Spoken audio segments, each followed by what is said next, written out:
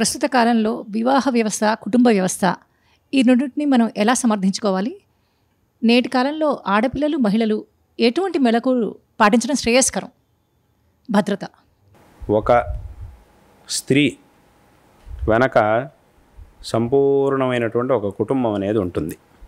ఒక సంపూర్ణమైనటువంటి కుటుంబానికి ఒక మూలం స్త్రీ అనంటే. అందుకే స్త్రీమూర్తిని మన శాస్త్రంలో, మన పరంపరలో ఎంతో గౌరవంగా, సాక్షాత్తుగా మనం అమ్మవారి స్వరూపంగానే స్త్రీలని భావిస్తాం.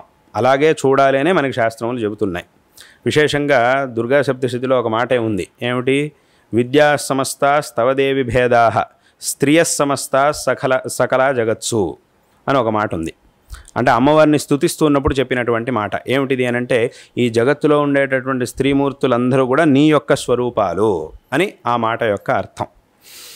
కాబట్టి అటువంటి ఆ ఒక స్త్రీ వెనక సంపూర్ణమైనటువంటి ఒక కుటుంబమే ఉంది. కాబట్టి అటువంటి స్త్రీలని ఎంతో మనం గౌరవంగా చూడాలి. వాళ్ళ విషయంలో చాలా గౌరవంగా చూడాలి. వాళ్ళకి కావాల్సినట్టు వాళ్ళని చక్కగా చూసుకోవాలి.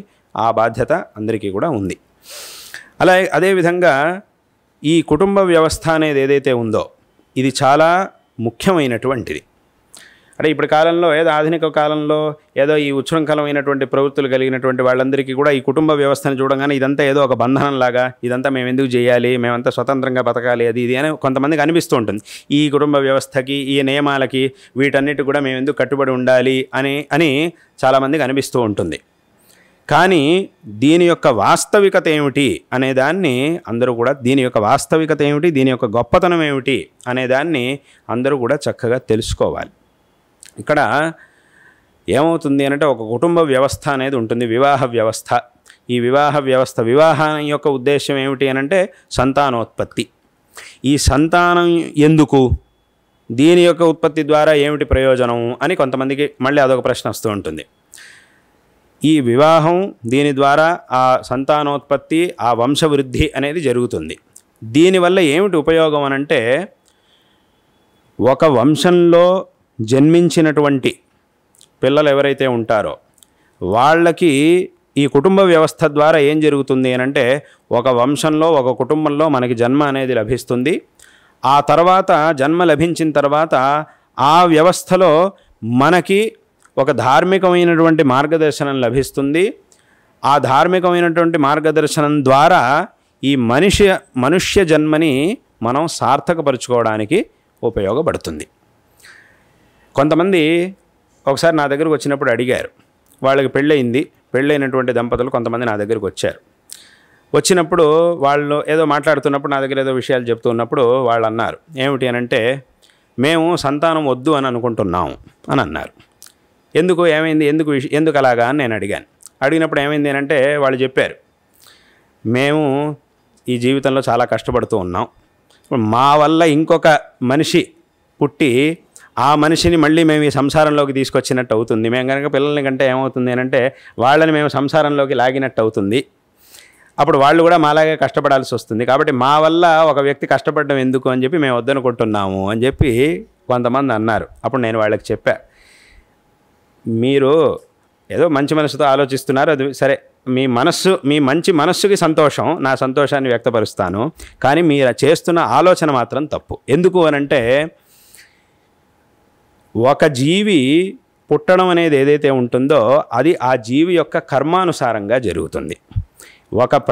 ఒక మనిషి అయినా ఒక ప్రాణి అయినా పుట్టాలి అనంటే కర్మానుసారంగా జరుగుతుంది. ఆ పుట్టవలసినటువంటి జీవి మీ కడుపున పుడుతున్నాడే తప్ప మీరు కనుక వద్దనుకుంటే ఇంకా ఆ జీవికి జన్మే లేదు అని మాత్రం అర్థం కాదు.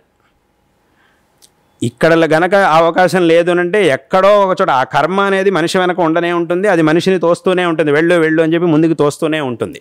కాబట్టి ఇక్కడ జన్మకి మీరు అవకాశం ఇవ్వనంత మాత్రాన ఇంకా మీరేమంటున్నారు, మేము జన్మనిస్తే ఒక జీవిని మేము బలవంతంగా ఈ సంసారంలోకి లాగినట్టు అవుతుంది అని మీరు అంటున్నారు. కానీ ఆ జీవి ఉండేదే సంసారంలో. కాబట్టి ఇక్కడ అవకాశం లేకపోయినా ఇంకెక్కడైనా ఆ జీవికి జన్మ అనేది రావాల్సిందే, ఆ కర్మానుసారంగా జన్మ అనేది రావాల్సిందే. అయితే మీరు మంచి స్థితిలో ఉన్నారు, ఎక్కడో ఆ జీవికి జన్మ వచ్చి మళ్ళీ ఎక్కడొస్తుందో తెలియదు, ఇంకెక్కడెక్కడ వస్తుందో తెలియదు. కానీ మీరు మంచి స్థితిలో ఉన్నారు కాబట్టి మీ నుంచి ఆ జన్మ గనక ఆ జీవికి లభిస్తే మీరు కనుక ఆ జీవికి ఒక మంచి సంస్కారాన్ని ఇచ్చి చక్కగా గొప్పవాడినిగా చేస్తే ఏమవుతుంది అని అంటే ఆ జీవికి మీరు ఇంత ఉపకారం చేసినటువంటి వాళ్ళు అవుతారు. మీ నుంచి జన్మని పొందినప్పుడు, ఎందుకంటే అసలు ఈ మనుష్య జన్మ అనేది రావడానికి కారణం ఏమిటి, మనుష్య జన్మ యొక్క ఉద్దేశ్యం ఏమిటి అని అంటే ఆ మోక్షాన్ని పొందడం. అంటే మోక్షాన్ని పొందడానికి ఈ జన్మలోనే కుదురుతుందో లేదో అది వేరే విషయం, కానీ కనీసం దానికి కావాల్సినటువంటి సాధనైనా చేయొచ్చు కదా. సాధన చేయడానికైనా అవకాశం ఉండేది మనుష్య జన్మలోనే కదా. వేరే ఏదైనా జంతువు జన్మ వచ్చిందంటే అక్కడ ఈ మోక్ష సాధన ఇవేమీ కూడా ఉండవు. అలాగని ఏదో మేము ఇప్పుడు వద్దనుకున్నంత మాత్రాన జన్మ ఆగిపోతుంది, ఈ సంసారం నుంచి వాడికి మోక్షం వచ్చేస్తుందని మాత్రం అర్థం అని కాదు.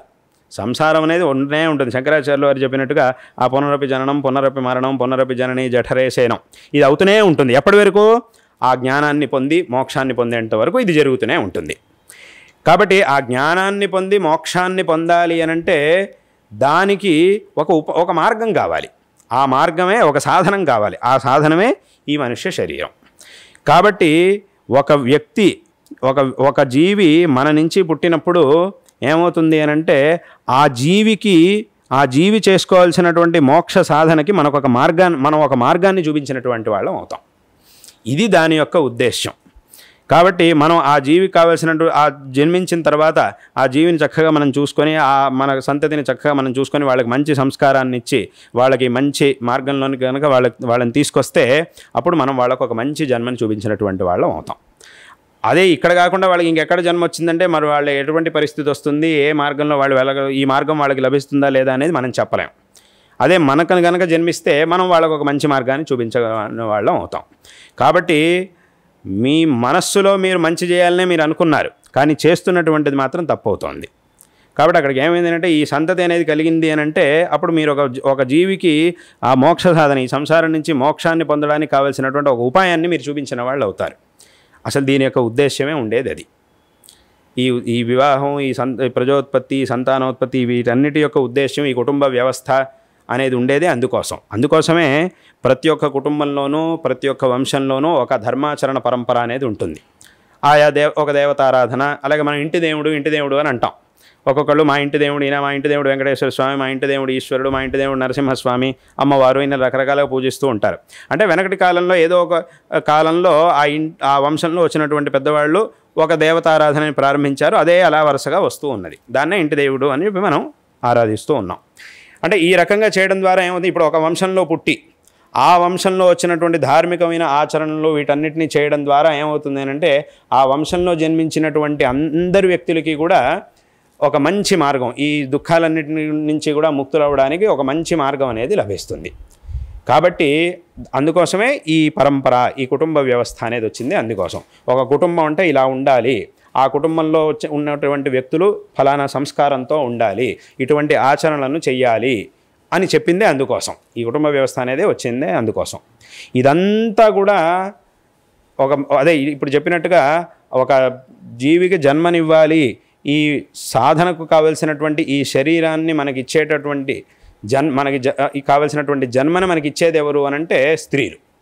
కాబట్టి వాళ్ళని చాలా జాగ్రత్తగా, చాలా గౌరవంగా చూసుకోవాలి అని శాస్త్రంలో చెప్పారు. కాబట్టి ఈ విషయాన్ని ఏదో ఊరికే పైపైన చూసినప్పుడు ఇదంతా ఏమిటి, ఇదేదో బంధనంలాగా ఉంది, అది ఇది అని చెప్పి అనిపిస్తూ ఉంటుంది. చాలా ఈ వ్యవస్థ, ఇది కుటుంబ వ్యవస్థ ఏమిటి, ఈ పరంపరలు ఏమిటి, ఈ ఆచరణలు ఏమిటి, ఇవన్నీ కూడా మాకేదో బంధనంలాగా ఉన్నాయి ఇవన్నీ, కాబట్టి ఇవన్నీ కూడా మేము చేయము అని చాలామంది అనుకుంటూ ఉంటారు. కానీ నేను చాలామందికి చెప్తుంటా, మీకు కొత్తగా బంధనం రావాల్సిందేమీ లేదు, ఉన్నదే మీరు బంధంలో. ఈ సంసారం అనేది ఒక పెద్ద బంధం. కొంతమంది ఏమనుకుంటే ఈ పూజలు, నియమాలు ఇవన్నీ కూడా చెప్పినప్పుడు, ఈ ధర్మాచరణలు ఇవన్నీ చెప్పినప్పుడు అందరూ ఏమంటారంటే, అయ్యో ఇవన్నీ ఉంటే కష్టం అండి, ఏదో పూజలు అవి పెట్టుకున్నామంటే బయటకి ఎక్కడికి హాయిగా స్వతంత్రంగా తిరగలేము, ఎందుకంటే ఎక్కడికి వెళ్ళినా కూడా మళ్ళీ పూజకు చేయాలి, ఇంట్లో పూజ చేయాలి, ఏదో ఆచరణలు చేయాలి, అవన్నీ చేయాల్సి ఉంటాయి, కాబట్టి ఇవన్నీ పెట్టేసుకుంటే హాయిగా ఎక్కడ తిరగలేము, కాబట్టి ఇవన్నీ కూడా ఒక బంధనంలాగా మాకు ఉంటాయని అనుకుంటూ ఉంటారు. కాబట్టి కొత్తగా బంధనం రావాల్సినటువంటి అవసరం ఏమీ లేదు, ఉన్నదే పెద్ద బంధనం. ఈ సంసారం అనేదే పెద్ద బంధనం. అయితే వీటి వల్ల ఏముందంటే ఉన్న బంధాన్ని నుంచి బయటపడడానికి ఒక మార్గం అది. వీటిని కనుక చేస్తే ఉన్న బంధం నుంచి కొంతైనా బయటపడగలుగుతారు మీరు. కాబట్టి వీటిని బంధనంగా భావించాము అనంటే ఇది ఎలాగా అనంటే, ఒక మనిషి పీకల దాకా నీళ్లలో మునుగున్నాడు, హఠాత్తుగా వర్షం పడడం మొదలైంది. అప్పుడు వాడు ఏం చేస్తున్నాడు, అమ్మో వర్షం పడుతుంది, నేను తడిసిపోతాను, గొడుగు ఎక్కడుంది అని వెతుకుతున్నాడు. అలా ఉంటుంది ఇది.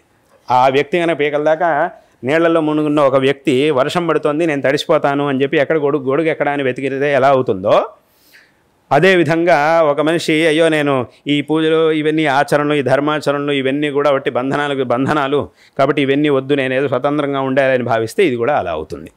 కాబట్టి ఈ వ్యవస్థ అనేది ఏదైతే ఉందో దీన్ని అందరూ కూడా చక్కగా గౌరవించాలి. ఇంత ఆలోచన చేసి ఈ వ్యవస్థను ఏర్పరిచారు. కాబట్టి ఈ కుటుంబ వ్యవస్థ అనేది ఉంటుంది. దీంట్లో అందరికీ కూడా ఒక సామర్థ్యం, ఒక కర్తవ్యం అనేది ఉంటుంది. కాబట్టి దీని అందరూ కూడా చక్కగా తెలుసుకోవాలి. ఏదో ఇప్పటి కాలంలో ఒక సమయంలో ఇది ఏదో మనకి బంధనం అని చెప్పి మనకు అనిపించవచ్చు. ఇది బంధనం, ఇది లేకుండా హాయిగా మేము ఇష్టం వచ్చినట్టుగా ఉంటే చాలా హాయిగా ఉండగలుగుతామని అనిపించవచ్చు. కానీ ఎన్నాళ్ళు ఉండగలుగుతారు? కొంతకాలం మాత్రం ఉండగలుగుతారు. తర్వాత మళ్ళీ ఈ మార్గంలోకి మనం రావాల్సిందే. కాబట్టి దీని యొక్క గొప్పతనాన్ని అందరూ కూడా చక్కగా తెలుసుకోవాలి. అదేవిధంగా ఇప్పుడు విశేషంగా స్త్రీలు వాళ్ళకి కూడా శాస్త్రముల్లో ఎన్నో అనుష్ఠానాలని చెప్పారు. వాళ్ళు కూడా చక్కగా తరించడానికి కావాల్సినటువంటి ఎన్నో అనుష్ఠానాలు వాటన్నిటిని కూడా చెప్పారు. అయితే ఇక మన ధర్మంలో శాస్త్రముల్లో ఒకరికి చెప్పిన దాన్ని ఇంకొకరికి చెప్పుండకపోవచ్చు, కానీ శ్రేయో మార్గాన్ని అందరికీ కూడా చెప్పారు. అదే మన శాస్త్రముల యొక్క గొప్పతనం. వీళ్ళకి చెప్పిన దాన్ని వాళ్ళకి చెప్పలేదు, వాళ్ళకి చెప్పిన దాన్ని ఇంకొకళ్ళకి చెప్పకపోయి ఉండొచ్చు, కానీ అందరికీ కూడా ఒక మార్గాన్ని తప్పకుండా శాస్త్రం చెప్పింది. ఏ మార్గంలో వెళ్ళినా అందరూ కూడా వచ్చి చేరేది ఒకే చోటకి. అందుకే దీనికే శంకరాచార్యుల వారు తమ భగవద్గీత భాష్యంలో ఒక చక్కటి ఉదాహరణ చూపించారు. భగవంతుడు ఈ విషయాలన్నీ కూడా చెప్పేటప్పుడు శంకరాచార్యుల వారు అక్కడ వర్ణిస్తూ భాష్యంలో ఒక మంచి ఉదాహరణ చెప్పారు. ఏమిటి అనంటే అగ్నివదహం ద్రష్టవ్య అని భగవంతుడు చెప్తున్నాడు అని చెప్పారు. అంటే ఇక్కడ మార్గాలు చాలా ఉన్నాయి. ఒక మార్గం ఇంకొకళ్ళకి చెప్పకపోయి ఉండొచ్చు, వాళ్ళకి చెప్పిన మార్గం వీళ్ళకి చెప్పకపోయి ఉండొచ్చు, కానీ అందరికీ ఒక మార్గం ఉండనే ఉంది. ఎవరు ఏ మార్గంలో వెళ్ళినా కూడా చివరికి అందరూ వచ్చి చేరుకునేది నన్నే. నేను ఎలాంటి వాడిని అనంటే నేను అగ్ని లాంటి వాడిని అని భగవంతుడు అక్కడ చెప్తున్నాడు అని శంకరాచార్యుల వారు వర్ణించారు. అంటే ఏమిటి దీని అర్థం? ఏమిటి అగ్ని లాంటి వాడు అంటే దాని అర్థం ఏమిటి అనంటే, ఇప్పుడు బాగా చలికాలం, చాలా చలిగా ఉంది. ఆ సందర్భంలో చలికాలంలో ఏమవుతుందనంటే ఒక చోట మంట వేసి ఆ మంట దగ్గరికి వెళ్ళి మనం నుంచున్నామనంటే ఆ చలి నుంచి మనకి నివారణ కలుగుతుంది. హాయిగా వెచ్చగా ఉంటుంది, సుఖంగా ఉంటాం. ఇప్పుడు ఒక చోట మంట వెలుగుతూ ఉన్నది. ఆ మంటకి చుట్టూరా ఆ దిక్కులో ఒకడున్నాడు, ఈ దిక్కులో ఒకడున్నాడు, ఈ దిక్కులో ఒకడున్నాడు, ఈ దిక్కులో ఒకడున్నాడు. వీళ్ళందరూ చలితో బాధపడుతూ ఉన్నారు. ఈ మనుషుల్లో ఒక మహారాజు ఉన్నాడు, ఒక సామాన్యుడున్నాడు, ఒక మందబుద్ధి ఉన్నాడు, ఒక బుద్ధిశాలి ఉన్నాడు, అందరూ ఉన్నారు. వీళ్ళందరూ కూడా నానా దిక్కుల్లో ఉన్నారు. ఇప్పుడు వీళ్ళందరికీ కూడా చలి నుంచి ఉపశమనం కలగాలి అంటే అందరూ ఏం చేయాలి? ఆ అగ్ని దగ్గరికి రావాలి. దాని ముందుకొచ్చి నిలబడ్డారు అనంటే అప్పుడు దాని యొక్క స్పర్శ వల్ల వీళ్ళకి ఆ చలి నుంచి ఉపశమనం అనేది కలుగుతుంది. అయితే ఇలా వచ్చేటప్పుడు ఏమవుతుందనంటే అందరూ కూడా ఒకే మార్గంలోంచి రావాల్సిన అవసరం లేదు. ఇప్పుడు మహారాజు ఈ దిక్కులో ఉన్నాడు, ఏ దిక్కులో ఉన్నవాడు ఆ అగ్నికి ఒక్కొక్క దిక్కులో ఒక్కొక్కళ్ళు ఉన్నారు. ఆయా దిక్కుల్లో ఉన్నవాళ్ళు ఏ మార్గంలో వెళితే తొందరగా అగ్నిని చేరుకోగలుగుతారో ఆయా మార్గాల్లో వాళ్ళు అక్కడికి వెళ్ళాలి.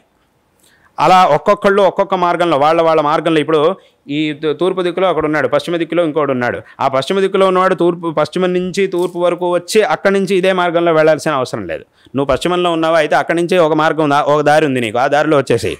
నువ్వు తూర్పులో ఉన్నావా అయితే ఇక్కడి నుంచి నీకు దారి ఉంది, ఆ దారిలో నువ్వు వచ్చేసేయి.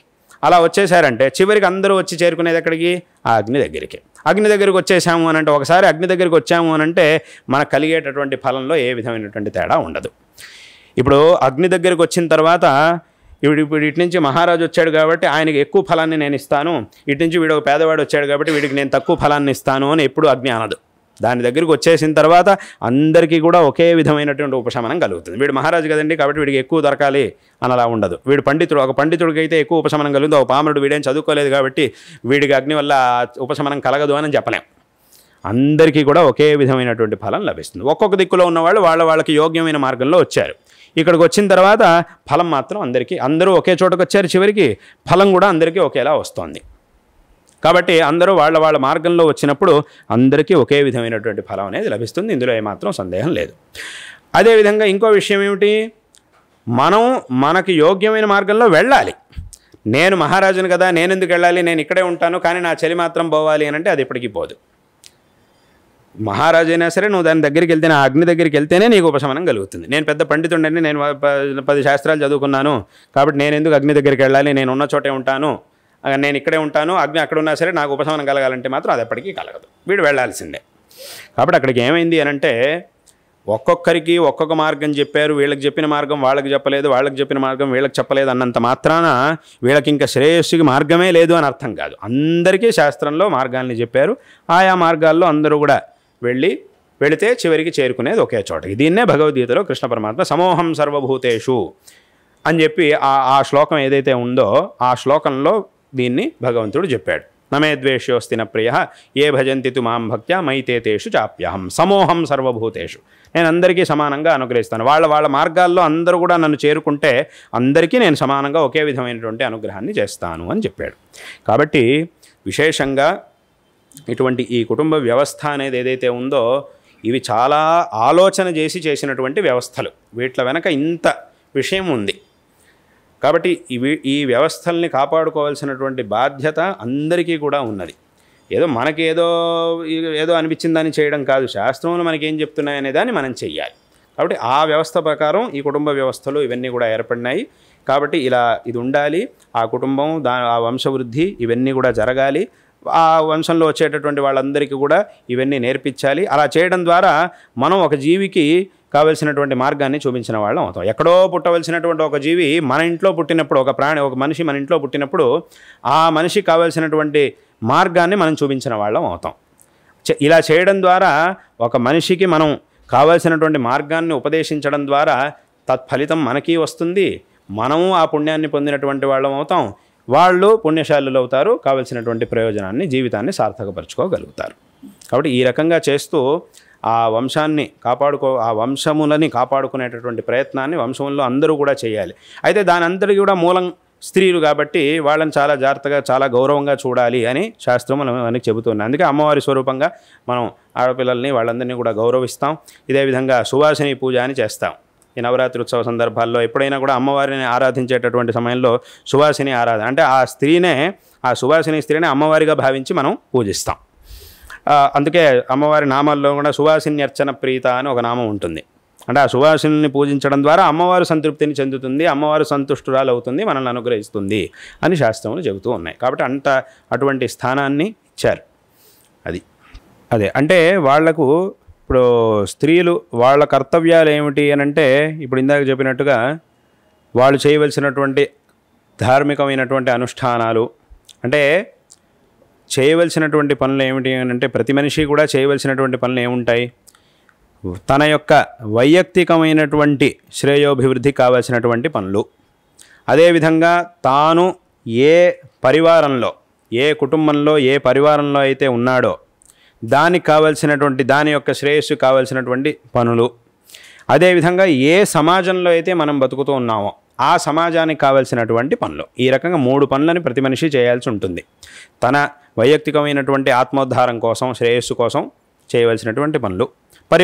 ఏ పరివారంలో అయితే తాను జన్మించాడో దాని యొక్క వృద్ధికి కావలసినటువంటి పనులు. అదేవిధంగా సమాజానికి కావలసినటువంటి పనులు. ఈ విధంగా 3 పనులను చేయాల్సి ఉంటుంది. అదేవిధంగా విశేషంగా స్త్రీలకి కూడా వాళ్ళ వైయక్తికమైనటువంటి ఆత్మోద్ధారం కోసం చేయవలసినటువంటి అనుష్ఠానాలు మంత్రజపాలు ఇవన్నీ కూడా ఉన్నాయి. శాస్త్రంలో చాలా మంత్రాలని స్త్రీల కోసం చాలా మంత్రాలని చెప్పారు.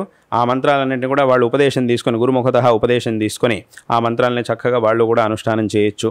ఇంకా ఎన్నో స్తోత్రాదులన్నింటినీ కూడా స్త్రీల కోసం చెప్పారు. వాటన్నింటినీ కూడా ఆచరించడం ద్వారా వాళ్ళు విశేషమైనటువంటి శ్రేయస్సుని పొందగలుగుతారు. అదేవిధంగా ఆ కుటుంబంలో ఉండేటటువంటి ఇప్పుడు ఇంట్లో పిల్లలు ఉన్నారు, వాళ్ళకి సరైనటువంటి మార్గాన్ని చూపించడం, వాళ్ళకి సరైనటువంటి ఒక జ్ఞానాన్ని ఇవ్వడం, ఇవన్నీ ఆ కుటుంబంలో ఉండేటటువంటి బాధ్యతలు అవన్నీ కూడా ఏవైతే ఉంటాయో ఆ పనులన్నింటినీ కూడా వాటిని కూడా వాళ్ళు చేయాలి. అదేవిధంగా వాళ్ళు చదువుకున్నటువంటి చదువులు ఇత్యాదులు ఏవైతే ఉంటాయో ఏ చదువులను అయితే వాళ్ళు చదువుకున్నారో దానికి తగినట్టుగా చేయవలసినటువంటి పనులు చదువులు ఉద్యోగాలు ఇట్లాంటివి ఏవైతే ఉన్నాయో అదంతా చేసేవాళ్ళు వాటిని కూడా వాళ్ళు చేయొచ్చు. ఈ విధంగా అంటే ఆ వైయక్తికమైనటువంటి ఆత్మోద్ధారం కోసం చేయవలసిన అనుష్ఠానాదులు, అదేవిధంగా కుటుంబం యొక్క శ్రేయస్సు కోసం చేయవలసినటువంటి పనులు అవన్నీ కూడా చెయ్యాలి. అదేవిధంగా వాళ్ళు ఏదైనా చదువుకున్నట్టయితే ఏదైనా పని చేస్తున్నట్టయితే దానికి కావాల్సినటువంటి విషయాలు ఆ పనులు అవన్నీ కూడా చేస్తున్నప్పుడు వీటన్నిటిని కూడా చక్కగా చేసినప్పుడు చక్కగా తద్వారా వాళ్ళు శ్రేయస్సుని పొందగలుగుతారు. ఇటువంటి పనులను చేయాలి.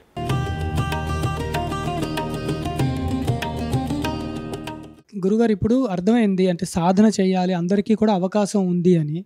అయితే ఈ కాలంలో ఇప్పుడు ఏమవుతుందంటే ఇంటర్నెట్ మాధ్యమాన రావడం వల్ల అనేక గ్రంథములన్నీ ఇంటర్నెట్‌లో అంటే బయట మాధ్యమాల్లో కూడా లభిస్తున్నాయి. ఎవరికి పడితే వాళ్ళు ఈ మంత్ర రహస్యాలు కానీ, అందరికీ గోప్యంగా ఉంచవలసింది కూడా బయట పెట్టేసి బహిరంగంగా చేయడము. వారికి వారు అవి తీసేసుకొని సాధనల్లో చేసుకొని ఏదైనా ఇబ్బందులకు కూడా లోనయ్యే అవకాశం అంటే ఆ పరిస్థితి కూడా చూస్తున్నాం గురువుగారు.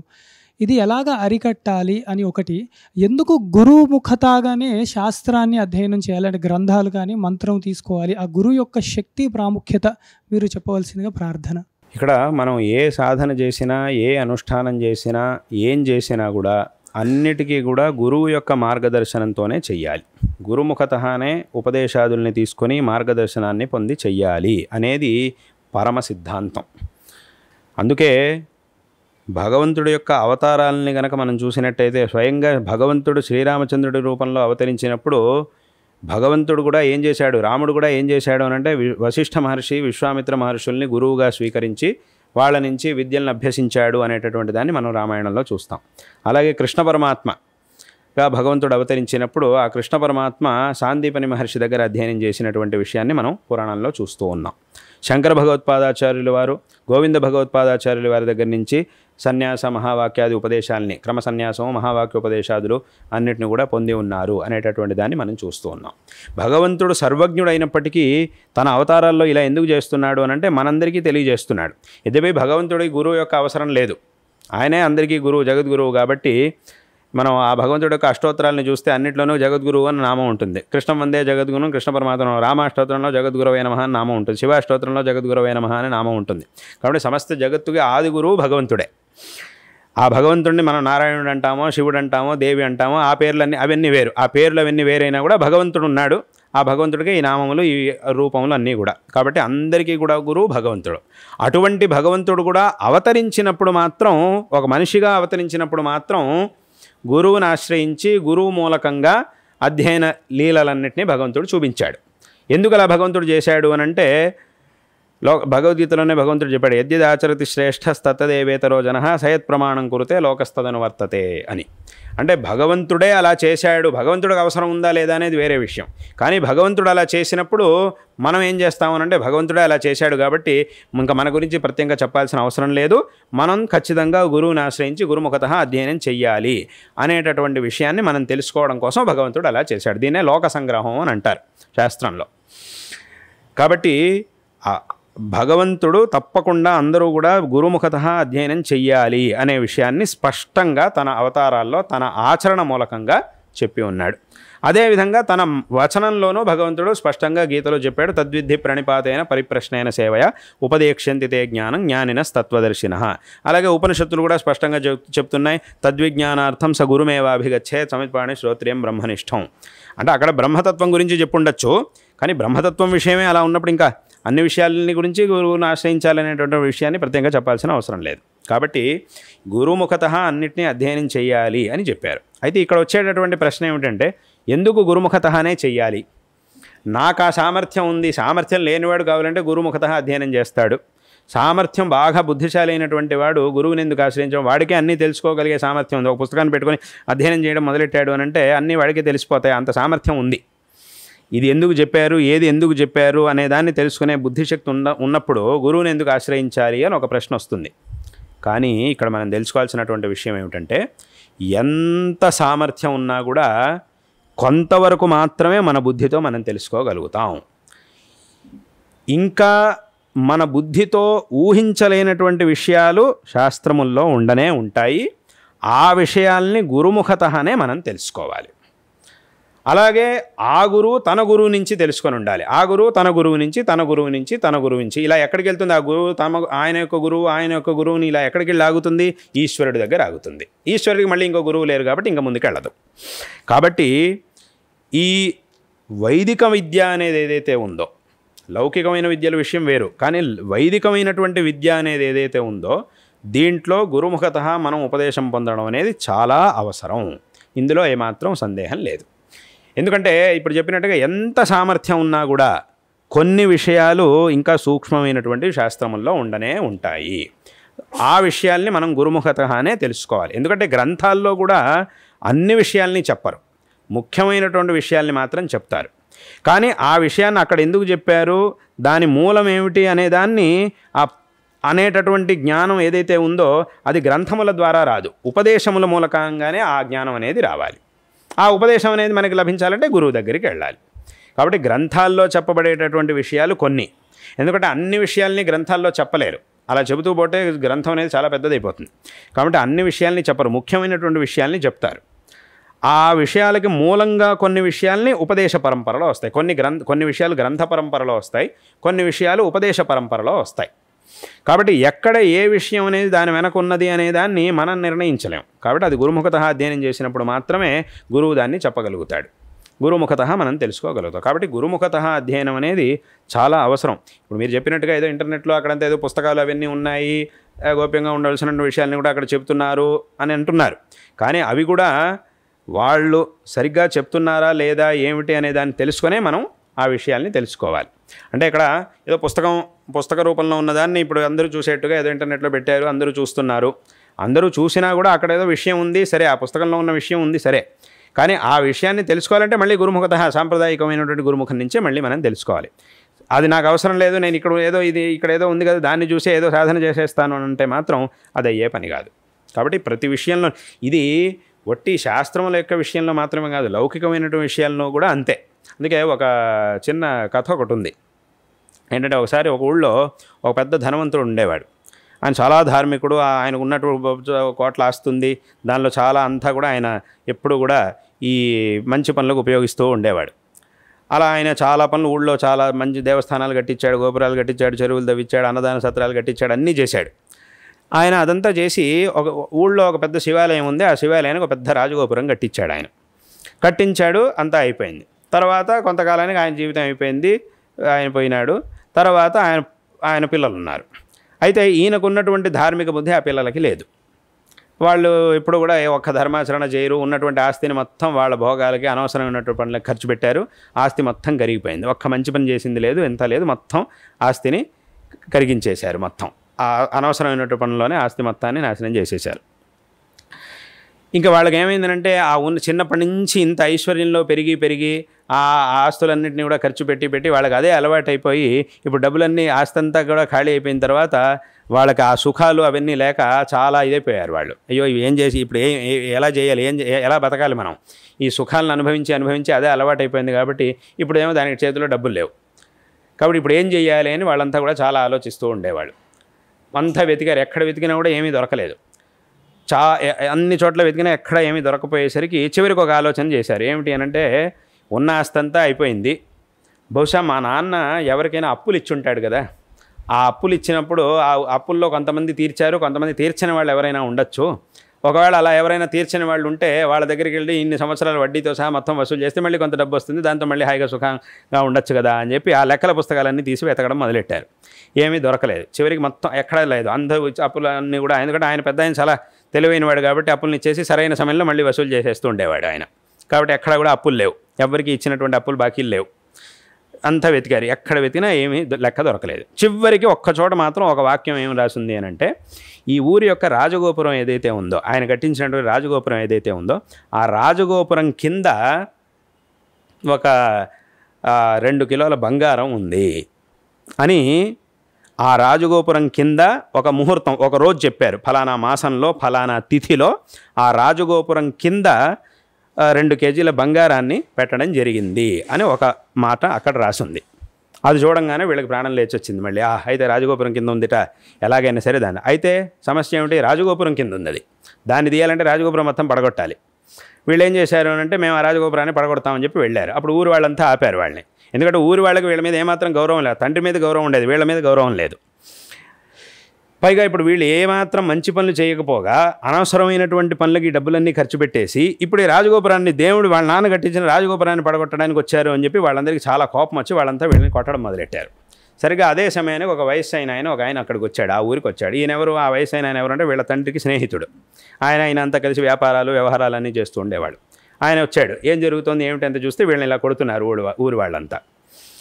అప్పుడు ఏమైందనంటే ఆయన ఆపాడు, వాళ్ళందరినీ ఆపాడు. ఏమిటి ఆపి అంటే వీళ్ళు ఏం చేశారంటే, ఈ పిల్లలు ఏం చేశారు అని అంటే, వాళ్ళు ఆ ఊరు వాళ్ళు మీరు రాజగోపురాన్ని ముట్టుకోకూడదు అన్నప్పుడు వీళ్ళు ఏం చేశారంటే, వీళ్ళు గొడవ చేసి ఇది మా నాన్న కట్టించిన గోపురం కాబట్టి మేము ఏదైనా చేస్తామని చెప్పి వీళ్ళు బలవంతంగా గోపురాన్ని పడగొట్టేశారు. వీళ్ళు లోపలంతా తీసి తవ్వి చూశారు, ఏమీ దొరకలేదు. దాంతో ఇంక ఊరు వాళ్ళకి చాలా కోపం వచ్చి వీళ్ళని బాగా కొట్టడం మొదలెట్టారు, చావు కొట్టడం మొదలెట్టారు. ఇంతలో ఆయన వచ్చాడు, సరైన సమయానికి ఆయన వచ్చాడు. వచ్చి ఆపాడు, ఏమైంది, ఏం జరిగింది, మొత్తం విషయం అంతా తెలుసుకున్నాడు.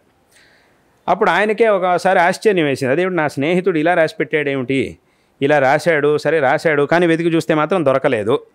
మా స్నేహితుడు ఆయన ఏం తెలివి తక్కువవాడు కదా, ఇలా రాశాడంటే దీని వెనకాల ఏదో సూక్ష్మం ఉండాలి, కాబట్టి ఇక్కడ ఏదో విషయం ఉంది అని చెప్పి ఏమన్నాడు అని అంటే, ఆ ఊరి వాళ్ళకి చెప్పాడు ఈయన, ఒక 2 రోజులు నాకు 2 రోజులు సమయం ఇవ్వండి, ఒకవేళ నేను ఎలాగైనా సరే ఆయన ఎందుకు రాశాడో ఒకసారి ఆలోచిస్తాను, దీని వెనకాల ఏదో కారణం ఉంటుంది, ఒకవేళ ఈ 2 రోజుల్లో కనుక నేను దాన్ని కనిపెట్టలేకపోతే నా చేతుల మీదుగా మళ్ళీ మొత్తం రాజగోపురాన్ని నేను కట్టించిస్తాను అని వాళ్ళందరికీ మాట ఇచ్చి ఆ గొడవను అక్కడికి ఆపించి ఆయన వెళ్ళాడు. ఆ 2 రోజులు బాగా ఆలోచించాడు, ఏం జరిగింది, అసలు ఏం జరిగింది, ఎందుకు ఇలా రాశాడు, ఒకవేళ రాసినా కూడా మరి వెతికితే ఉండాలి కదా, దొరకలేదు, కానీ రాసి పెట్టాడు, ఇక్కడ ఏదో విషయం ఉంది అని బాగా ఆలోచించాడు. ఆలోచించిన తర్వాత ఆయనకి తెలిసింది. తర్వాత వచ్చాడు, ఊరి వాళ్ళందరినీ పిలిచాడు, పిలిచి అన్నాడు, ఇప్పుడు నేను చెప్పలేను, ఇంకొక 2 నెలలు సమయం కావాలి అని అన్నాడు. ఎందుకు అని అన్నారు. దాంట్లో ఒక సమయం రాశాడు, ఆ సమయం వచ్చేంత వరకు ఆగాలి అని అన్నాడు. సరే సమయం వచ్చింది. వచ్చిన తర్వాత ఏమైంది అని అంటే, ఆ రాజగోపురం ఎక్కడైతే ఉండేదో అంటే దాని యొక్క ఆ నీడ, రాజగోపురం పొడుగ్గా ఉంటుంది కదా, దాని నీడ ఫలానా చోట పడుతుంది. అందులోనూ సూర్యుడు అటు ఇటు సంచరిస్తున్నప్పుడు ఈ దక్షిణాయనం ఉత్తరాయణంలో సూర్యుడు గతి అటు ఇటు మారుతూ ఉంటుంది. అప్పుడు ఆ నీడ కూడా అటు ఇటు మారుతుంది. ఆ ఫలానా మాసంలో ఫలానా రోజున ఆ రాజగోపురం యొక్క నీడ అనేది ఎక్కడైతే పడుతుందో అక్కడ తవ్వి చూడండి అని చెప్పాడు. అక్కడ తవ్వినప్పుడు అక్కడ బంగారం దొరికింది. అంటే ఆయన ఏం చేశాడంటే 2 నెలల సమయం అక్కర్లేదు. ఆయన ఏమన్నాడు అని అంటే, ఆ తిథిలో రాజగోపురం యొక్క నీడ ఎక్కడ పడుతూ ఉండేది, అది ఉన్నప్పుడు అది ఎక్కడ పడేది అనే దాన్ని గుర్తించి అక్కడ తవ్వి చూడండి అని అన్నాడు. తవ్వాడు, తవ్వితే అక్కడ బంగారం దొరికింది. ఆయన ఆ పెద్ద మనిషి ఆయన బంగారాన్ని ఎందుకు అక్కడ పెట్టాడు అని అంటే, ఇప్పుడు రాజగోపురం కట్టించాడు, అయిపోయింది, ఇంకా కొన్నేళ్ళు అయిన తర్వాత ఇదేమైనా జీర్ణం అయిపోయింది అని అంటే మళ్ళీ దాన్ని కొత్తగా కట్టించాలంటే ఆయన పాపం అంత ఆలోచించాడు, అంత ధార్మికుడు ఆయన. మళ్ళీ అప్పుడు కనుక మళ్ళీ రాజగోపురం కట్టించాలంటే ఎలా కట్టించాలి, దానికి డబ్బులు ఎలా ఏర్పాటు చేసుకోవాలి అనే ఇబ్బంది ఊరు వాళ్ళకి రాకూడదని చెప్పి ఈ గోపురాన్ని కట్టించడమే కాకుండా దానికి కావాల్సినటువంటి ధనాన్ని కూడా అక్కడ పెట్టాడు. అలాగని నేను ఇక్కడ ధనం పెట్టాను అని చెప్పి అందరికీ నేరుగా చెప్పేసేస్తే మళ్ళీ అది కుదరదు. అందుకోసం ఆయన ఏం చేశాడంటే తెలివిగా ఇలా రాసి పెట్టాడు. మరి ఆ విషయం ఈ మిత్రుడికి ఎలా తెలుసు అని అంటే, అప్పుడు ఆయన అన్నాడు, అందరూ అడిగారు మీకు ఎలా తెలుసండి ఈ విషయం అని అడిగారు. అప్పుడు ఈయన అన్నాడు, నేను వాడు మేమిద్దరం మిత్రులమే కదా, మేము ఈ రకంగా చాలా వ్యవహారాలు చేశాము, ఇలా వ్యవహారాలు చేస్తున్నప్పుడు ఆ ధనం ఏదైతే ఉంటుందో దాన్ని దాచిపెట్టుకోవడానికి ఇవన్నీ మా మార్గాలు, ఇవన్నీ కూడా ఎవరికి అర్థమవుతాయి అని అంటే వాడిలాగా ఆలోచించేవాడికి అర్థమవుతాయి. ఆ జ్ఞానం ఎవరికైతే ఉంటుందో వాడి ఊరికే అక్కడ ఏదో రాసుందన్నంత మాత్రాన దాన్ని పెట్టుకొని మనం ఏమీ చేయలేం. అలా చేస్తే కనుక మనకు ఆ ఫలం రాదు. వాడు ఎలాగైతే ఆలోచిస్తాడో నేను అలాగే మేమిద్దరం కలిసి వ్యాపారం చేస్తుండేవాళ్ళం. ఇలా ధన సంగ్రహం చేయడానికి, ధనాన్ని కాపాడుకోవడానికి ఇవన్నీ కూడా రకరకాల ఉపాయాలు. కాబట్టి ఈ రకంగా మేమిద్దరం చాలా చేస్తూ ఉండేవాళ్ళం కాబట్టి బహుశా ఇలా ఉండుండొచ్చు అని నేను ఆలోచన చేశాను. అందుకే అక్కడ తీసి చూసారు కూడా అక్కడ దొరికింది. అంటే అక్కడికి ఏమైంది అంటే, ఆయన పుస్తకంలో రాసిన పెట్టాడనేది వాస్తవం, కానీ ఆ మాటకు అర్థం ఇది. రాజగోపురం అంటే నేరుగా రాజగోపురం కింద అని అర్థం, రాజగోపురం యొక్క నీడ అని అర్థం. అయితే ఇది మనకు ఎలా తెలుస్తుంది, ఆయన రాజగోపురం కింద అని, ఇప్పుడు రాజగోపురం పడగొట్టేసరికి కింద చూస్తే ఏమీ దొరకలేదు. ఆ వాక్యాన్ని మనం ఎలా అర్థం చేసుకోగలుగుతాం, ఆ రకంగా ఆలోచించేటటువంటి వాడు, ఆ రకమైనటువంటి జ్ఞానం కలిగినటువంటి వ్యక్తి ఎవరైతే ఉన్నారో ఆ వ్యక్తి ద్వారానే మనం తెలుసుకోగలుగుతాం. అటువంటి వ్యక్తి ఎవరు అంటే ఆయనతో పాటు ఉన్నటువంటి వాడు, ఆయనతో పాటు వ్యవహారం చేసి మొత్తం ఆయన స్వభావం, ఆయన ఏమిటి విషయం అంతా తెలిసినటువంటి వాడు ఈయన. కాబట్టి ఈయన నుంచి ఆ విషయం తెలుసుకోగలిగారు. కాబట్టి అంటే అక్కడ ఇదంతా ఎందుకు చెప్తున్నాను అంటే, లౌకికమైనటువంటి విషయాల్లోనే ఇలా ఉంటుంది. ఇంకా శాస్త్రీయమైనటువంటి విషయంలో గురువు యొక్క ఉపదేశంతోనే మనం సరైనటువంటి తత్వాన్ని తెలుసుకోగలుగుతాం అనేటటువంటి విషయాన్ని ప్రత్యేకంగా చెప్పాల్సిన అవసరం లేదు. వట్టి పుస్తకంలో ఉన్నటువంటి విషయాన్ని మాత్రమే తీసుకొని ఇది ఇలాగా అని మనం నిర్ణయం చేయలేము అనేటటువంటి విషయాన్ని ప్రత్యేకంగా చెప్పాల్సినటువంటి అవసరం లేదు. కాబట్టి లోకంలోనే ఎన్నో విషయాలు ఇలాంటివి ఉంటాయి. నేరుగా అక్కడ ఉన్న మాటను అలాగే తీసుకొని మనం వెళ్ళాము అంటే పని జరగదు. దానికి ఒక అర్థం ఉంటుంది, ఆ మాట వెనకాల ఒక అర్థం ఉంటుంది. అది ఎవరికి తెలుస్తుంది అని అంటే ఆ పరంపరలో వచ్చినటువంటి వాడికి మాత్రమే తెలుస్తుంది. అదేవిధంగా తత్వంలోనూ అంతే. కాబట్టి గురువు యొక్క ఉపదేశం మనకి ఎంత బుద్ధి సామర్థ్యం అనేది ఉన్నా కూడా కొంతవరకు మాత్రమే మనం వెళ్ళగలుగుతాము. సంపూర్ణంగా విషయాన్ని మనం తెలుసుకోవాలి అని అంటే దానికి గురువు యొక్క మార్గదర్శనం అనేది ఆవశ్యకం. కాబట్టి ఏమున్నా కూడా గురుముఖతః మనం ఉపదేశాన్ని పొందాలి. ఆ గురుముఖత ఏవేవో అనువాదాలు ఉన్నాయి, ఏవో పుస్తకాలు ఉన్నాయి, అనువాదాలు వ్యాఖ్యానాలు ఉన్నాయి, వాటన్నింటినీ పెట్టుకొని అవన్నీ కూడా మనం ఆలంబనగా తీసుకోవాలి. కానీ మళ్ళీ అంతిమంగా ఉపదేశం మాత్రం గురువు నుంచే తీసుకోవాలి. కాబట్టి ఈ విషయాన్ని అందరూ కూడా తెలుసుకోవాలి. కాబట్టి చక్కగా గురువు యొక్క మార్గదర్శనాన్ని అందరూ కూడా పొందాలి అనేటటువంటి విషయాన్ని అందరూ తెలుసుకోవాలి.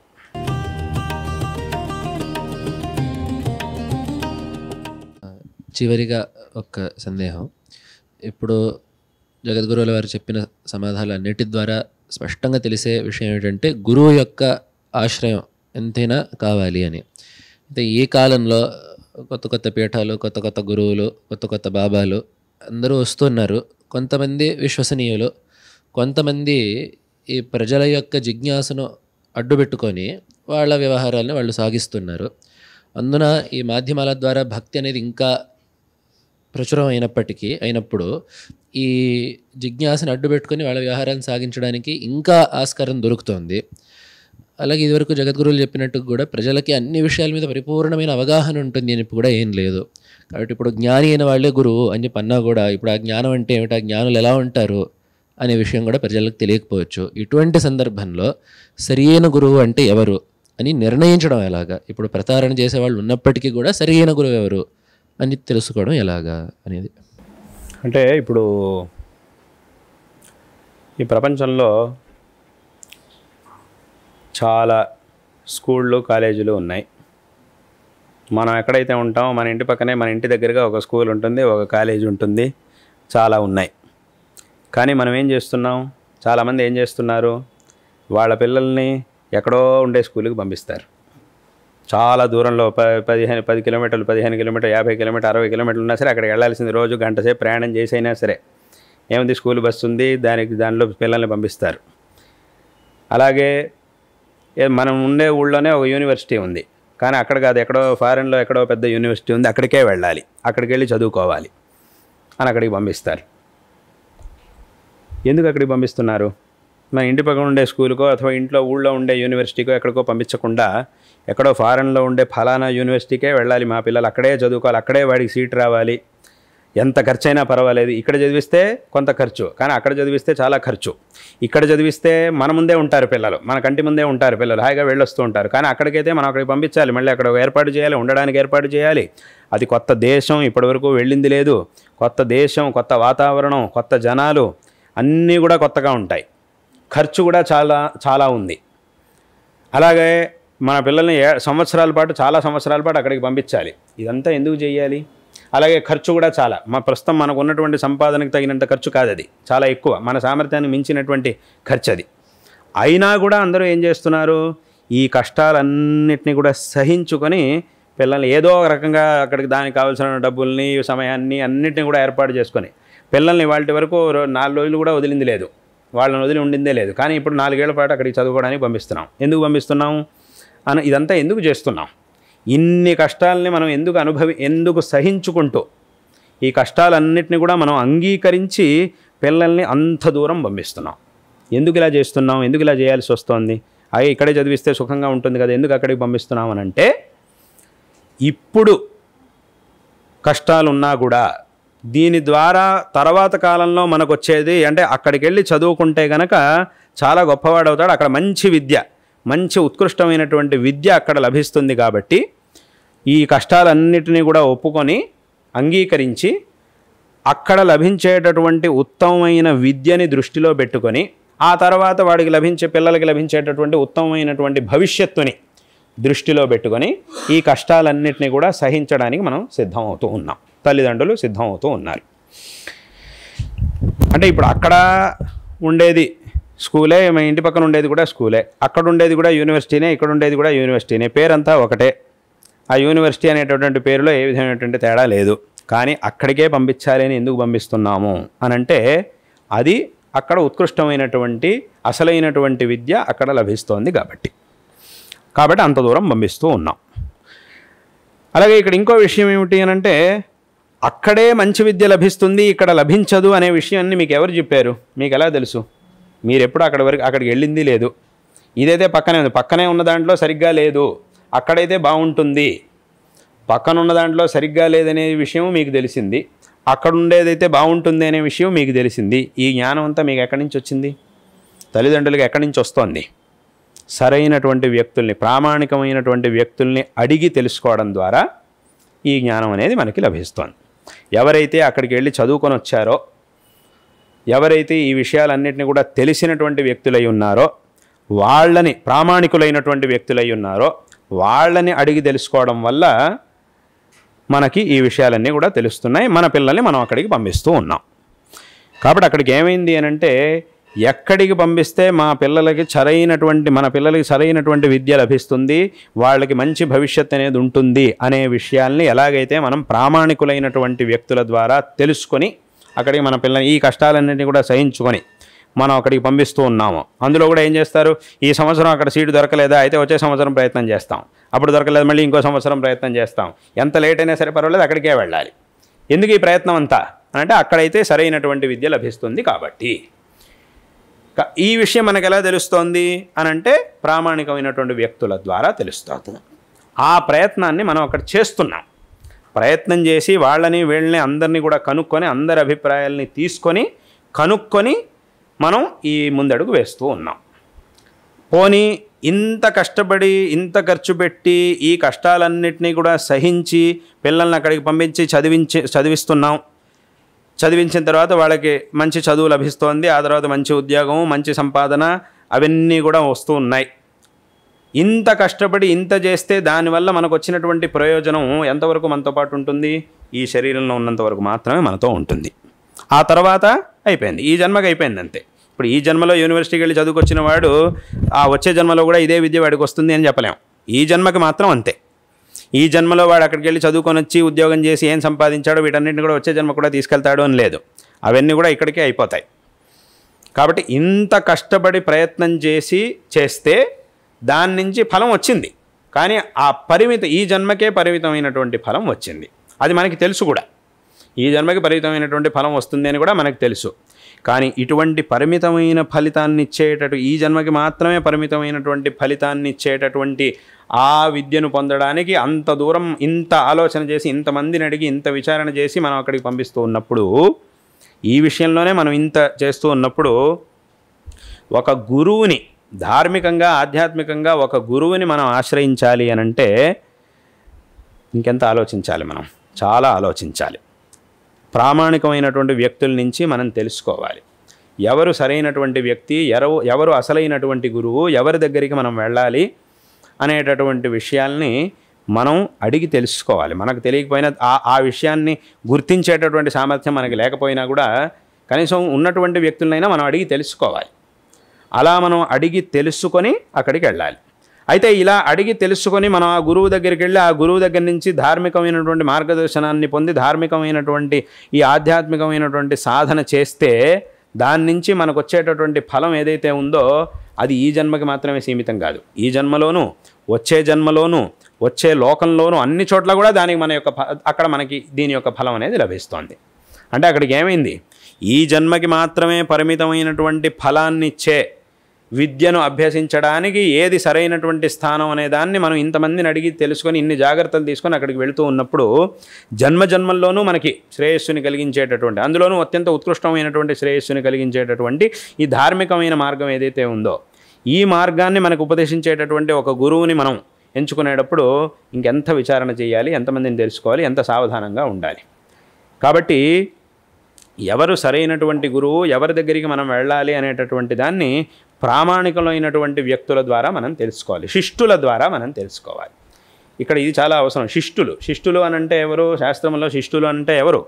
శిష్టులు అంటే ఏదో ప్రసిద్ధంగా లోకంలో ఉండేటటువంటి వ్యక్తులు అని అర్థం కాదు. శిష్టులు అని అంటే ఏదో సినిమాలు యాక్ట్ చేసేవాళ్ళు, అథవా రాజకీయ నాయకులు, అథవా ఎవరో అధికార స్థానాల్లో ఉండేవాళ్ళు, వాళ్ళు కాదు శిష్టులు అని అంటే వాళ్ళు కూడా శిష్టులని ఎప్పుడు అనిపించుకుంటారు అని అంటే శాస్త్రముల్లో, అంటే అందుకే శిష్టుల గురించి చెప్పేటప్పుడు శాస్త్రంలో వేద ప్రామాణ్య అభ్యుపగంతృత్వే సతి వేదోక్త కర్మకారిత్వం అని శిష్టుల యొక్క లక్షణాన్ని శాస్త్రంలో చెప్పారు. అంటే ఎవరైతే వేదశాస్త్రముల్ని ప్రమాణంగా, వేదశాస్త్రముల యందు ప్రామాణికమైన బుద్ధిని కలిగి ఉంటారో, ప్రామాణ్య బుద్ధిని కలిగినటువంటి వారై ఆ వేదశాస్త్రంలో చెప్పినటువంటి విషయాల్ని అనుష్ఠానంలో ఆచరణలో పెట్టుకొని ఉంటారో వాళ్ళని శిష్టులు అని అంటారు.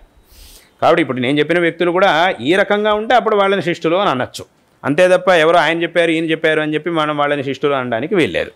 ఏదో ఫలానా వ్యక్తుడు ఆయన వెనకాల 4 తిరుగుతున్నారు, ఆయన వెనకాల 1000 మంది ఉన్నారు అన్నంత మాత్రాన ఎవరు శిష్టులు అయిపోరు. ఇలా చేసినప్పుడు మాత్రమే వాళ్ళు శిష్టులు అని అనిపించుకుంటారు. కాబట్టి ఇటువంటి శిష్టులైనటువంటి వ్యక్తులు ఎవరినైతే గురువుగా భావిస్తారో, గురువుగా మనకి సూచిస్తారో వాళ్ళ మార్గదర్శనాన్ని పొంది మనం అటువంటి గురువుల్ని ఆశ్రయించాలి. కాబట్టి ఎంతమంది ఉన్నా కూడా వాళ్ళందరిలోంచి సరైనటువంటి గురువుని గుర్తించేటటువంటి మార్గం ఇది. అందుకే శంకరాచార్యుల వారు కూడా స్పష్టంగా చెప్పారు, చాలామందికి తెలిసినటువంటి మాట. కో గురువు అధిగత తత్వ శిష్యహితాయ ఉద్యత సతతం. ఎవరు గురువు అనంటే గురువు యొక్క లక్షణాన్ని శంకరాచార్యుల వారే స్వతహా చెప్పారు.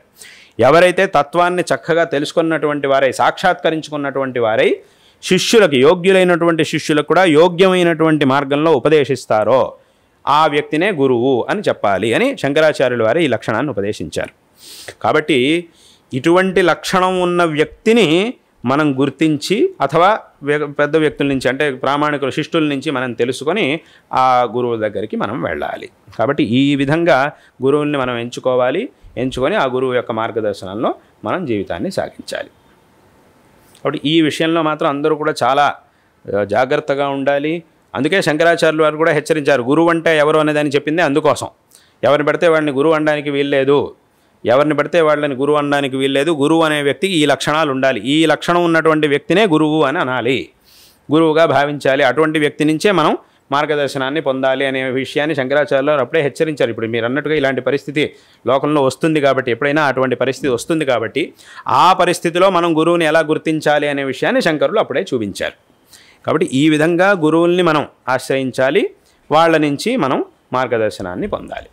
అది కాకుండా ఊరికే ఏదేదో ఇప్పటి కాలంలో అనవసరంగా ఏమిటేటో చేసి ఎవరెవరో గురూజీలు వాళ్ళు వీళ్ళు అని మీరు అన్నట్టుగా గురూజీలు బాబాలు అనుకుంటే ఎవరెవరో ఉన్నారు, ఏమిటేమిటో చేస్తుంటారు. వాళ్ళు ఏం చేస్తే దానికి వీళ్ళు లీలా అని పేరు పెడతారు.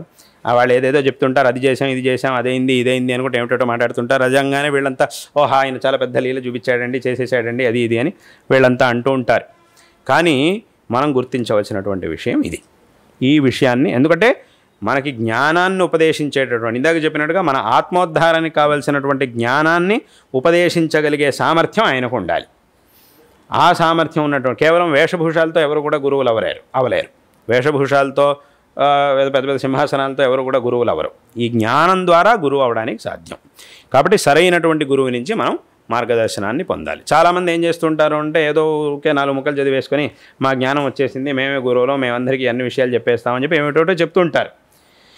ఒకసారి ఒక ఆయన నా దగ్గరికి వచ్చి అడిగాడు, స్వామి అద్వైతం అంటే ఏమిటి అని అన్నాడు. సరే నేను చెప్పా, అద్వైత సిద్ధాంతం అంటే ఇలా ఉంటుందని అంతే చెప్పా. అంటే అక్కడికి మరి అద్వైత సిద్ధాంతం కనుక ఇలా ఉంది అని అంటే అప్పుడు మనం ఇదంతా ఏమీ ప్రపంచం అంతా మిథ్యా అని చెప్పేశారు కాబట్టి మనం ఇదంతా ఏమీ చేయక్కర్లేదా అని అన్నాడు. నేనన్నా కాదు, మిథ్యా అని అంటే దానికి ఒక అర్థం ఉంది, ఆ మిథ్యా అనేటటువంటి మాటకు ఒక అర్థం ఉంది, జ్ఞానం వచ్చేంత వరకు ఇదంతా కూడా చేయాలి అని శాస్త్రంలో ఏం చెప్పారో అదంతా కూడా నేను ఆయనకి చెప్పాను. అప్పుడు ఆయన నాతో తర్వాత ఒక విషయం చెప్పాడు, నేను అసలు మీ దగ్గర ఎందుకు ఇదంతా అడుగుతాను, అసలు నాకు అద్వైతం గురించి తెలియదు, ఏమీ తెలియదు, నేను ఏదో ఉద్యోగంలో ఉన్నాను, నా పనిలో నేను ఉన్నాను, అయితే మీ దగ్గరికి ఇంత దూరం నేను వచ్చి నేను ఇక్కడికి ఎప్పుడు వచ్చింది లేదు, మీ దగ్గరికి ఇప్పుడు వచ్చి అడగడానికి కారణం ఏమిటి అని అంటే మా అబ్బాయి ఉన్నాడు, వాడికి నేను చక్కగా ఉపనయనం చేశాను, మా సంప్రదాయ వంశ పరంపర ప్రకారం వాడికి ఉపనయనం చేశాను, తర్వాత వాడి చేత చక్కగా సంధ్యావందనం అనుష్ఠానాలు అవన్నీ కూడా వాడి చేత చక్కగా చేయించాను, వాడు కూడా చాలా శ్రద్ధగా అంతా చేస్తూ వచ్చాడు. తర్వాత ఏమైంది అని అంటే వాడన్నింటినీ వదిలేశాడు, ఎంత చెప్పినా కూడా చేయట్లేదు వాడు. చివరికి నేను ఒకరోజు బలవంతంగా ఎందుకురా నువ్వు ఇవన్నీ చేయట్లేదు, రోజు అనుష్ఠానం చేయాలి, ఎందుకు చేయట్లేదు నువ్వు అని చెప్పి నేను గట్టిగా వాడిని అడిగినప్పుడు అప్పుడు వాడు ఒక ఈలోపు ఇంకోటి ఏమైంది అని అంటే ఒకరోజు మా అబ్బాయి నా దగ్గరికి వచ్చి అన్నాడు, నాన్న ఇక్కడ ఎవరో ఒక ఆయన ఉన్నాడు, ఆయన నాకు ఎక్కడో ఒక ఆయన పరిచయం అయ్యాడు, ఆయన నాకు తత్వం గురించి ఉపదేశిస్తాను అని అన్నాడు, నేను ఆయన దగ్గరికి వెళ్ళొచ్చా అని అడిగాడు. అది విన్నప్పుడు నాకు వాస్తవంగా చాలా సంతోషంగా, మా అబ్బాయి వచ్చి ఒక కుర్రాడు ఇలా వచ్చి ఈ వయసులో ఉన్న కుర్రాడు వచ్చి నా దగ్గరికి నేను ఆయన ఎవరు తత్వాన్ని ఉపదేశిస్తానంటున్నాడు, అక్కడికి వెళ్ళొచ్చా అని అడుగుతున్నాడంటే అంతకంటే సంతోషం ఉంది, నాకు చాలా గర్వంగా అనిపించింది, చాలా సంతోషంగా అనిపించింది, తప్పకుండా వెళ్ళు అని చెప్పి పంపించాను. ఈ వెళ్ళి రావడం మొదలెట్టిన తర్వాత ఇవన్నీ వదిలేశాడు, ఈ ధర్మం, ఈ సంధ్యావందనం అనుష్ఠానాలు ఇవన్నీ కూడా వదిలేశాడు. నేను అడిగా, అరే ఎందుకురా ఇవన్నీ వదిలేసావు అని వాడిని గట్టిగా అడిగితే అప్పుడు వాడు చెప్పాట, ఏమిటి అని అంటే నేను గురుగారి దగ్గరికి వెళ్తున్నాను కదా, రోజు ఆయన నాకు పాఠం చెప్తుంటాడు కదా, వారానికి ఒకసారో 2 సార్లు చెప్తాను. ఆయన చెప్పాడు నాకు ఇవేమీ చేయక్కర్లేదు అని చెప్పేశాడు ఆయన అని. ఎందుకు చెప్పాడు అంటే ఎందుకు అలా చెప్పాడు అని అంటే, అద్వైతంలో ప్రపంచం అంతా మిథ్య అని చెప్పేశారు కాబట్టి ఇదంతా అబద్ధం, ఇదంతా మిథ్య, కాబట్టి సంధ్యావందనం అనుష్ఠానం ఇవన్నీ చేయక్కర్లేదు అని చెప్పేశాడు ఆయన.